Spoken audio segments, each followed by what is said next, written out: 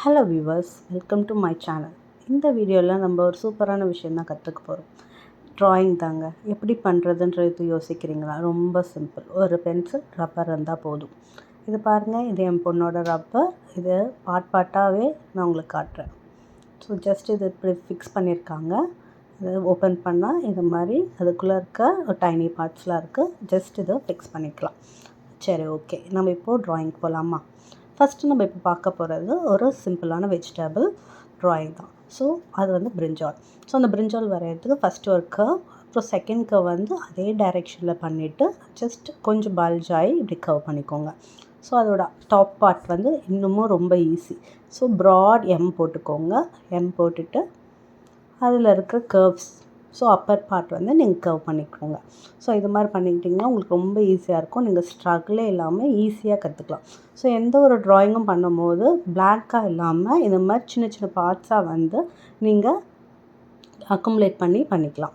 So அடுத்து நம்ம பார்க்க போகிறது வந்து ஒரு டெடி பேர். ஃபஸ்ட்டு இதில் ஒரு சின்ன டிப் என்னென்னா, ஃபஸ்ட்டு எப்பயுமே ட்ரா பண்ணும் போது ஃபுல் சர்க்கிள் ட்ரை பண்ணாதீங்க, செமி சர்க்கிள் பண்ணுங்கள். அதுக்கப்புறம் எந்த பார்ட் உங்களுக்கு வந்து மிஸ்டேக்காக இருக்கோ அது ஜஸ்ட் அந்த பார்ட் மட்டும் ரப் பண்ணிவிட்டு அதை கவர் பண்ண ட்ரை பண்ணுங்கள்.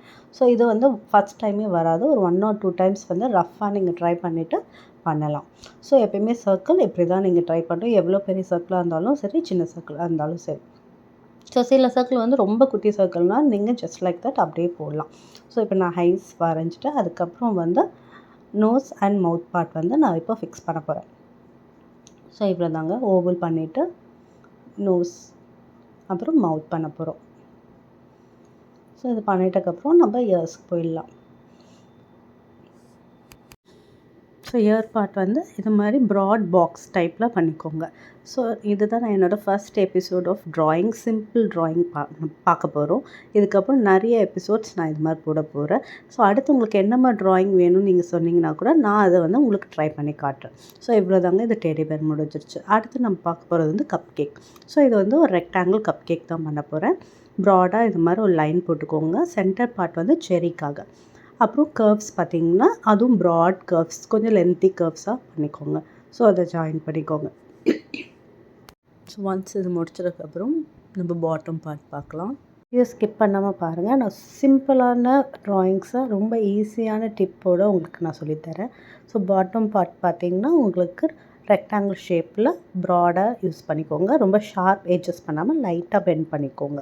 ஸோ அவ்வளோதாங்க, நம்மளுக்கோட கப் கேக் ரெடி. ஸோ இதை டெக்கரேட் பார்ட்காக ஜஸ்ட் இங்கே வந்து பாட்டம் பார்ட்டில் நான் வந்து டாட்ஸ் வைக்கிறேன்.